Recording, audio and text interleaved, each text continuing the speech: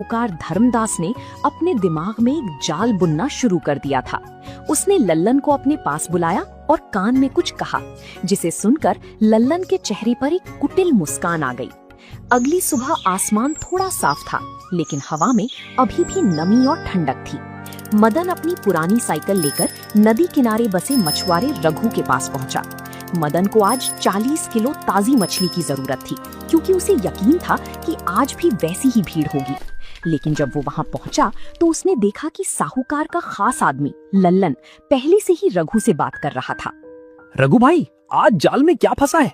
मुझे आज काफी माल चाहिए, क्योंकि बारिश के मौसम में ग्राहकों की मांग बहुत बढ़ गई है। अरे मदन भाई, बात दरअसल ये है कि आज साहूकार जी ने सुबह सुबह सारा स्टॉक पहले ही बुक कर लिया है। उनके घर कोई बड़ी दावत है शायद। मदन ये सुनकर हैरान रह गया। साहूकार तो कट्टर शाकाहारी था, फिर उसने इतनी सारी मछलियां क्यों मंगवाई? उसे समझ आ गया कि दाल में कुछ काला है। लल्लन पास आकर मदन की तरफ देखकर मुस्कुराने लगा। अरे मदन भाई, परेशान क्यों होते हो? साहूकार जी का दिल बहुत बड़ा है। अगर तुम्हें मछली चाहिए तो तुम साहूकार जी की कोठी पर आकर उनसे बात कर लो, वो मना नहीं करेंगे। साहूकार और दरिया दिली, ये तो सूरज के पश्चिम से निकलने जैसा है।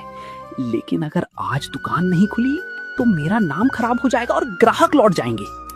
मदन भारी मन से साहूकार की कोठी की ओर चल पड़ा। वो जानता था कि ये साहूकार की कोई चाल है, लेकिन उसके पास और कोई रास्ता नहीं था।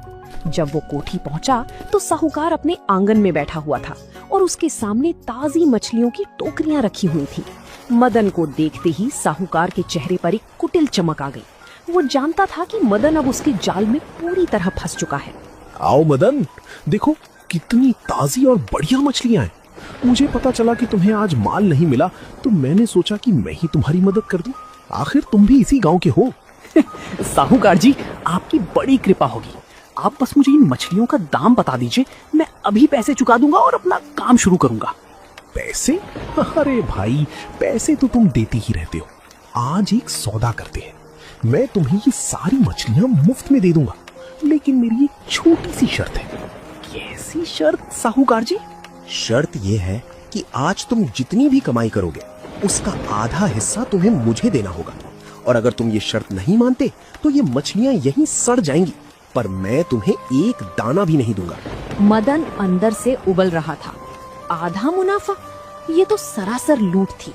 मेहनत उसकी, हुनर उसका और कमाई साहूकार की। मदन ने थोड़ी देर सोचा। उसे याद आया कि कैसे उसने मुश्किल वक्त में अपनी दुकान खड़ी की थी।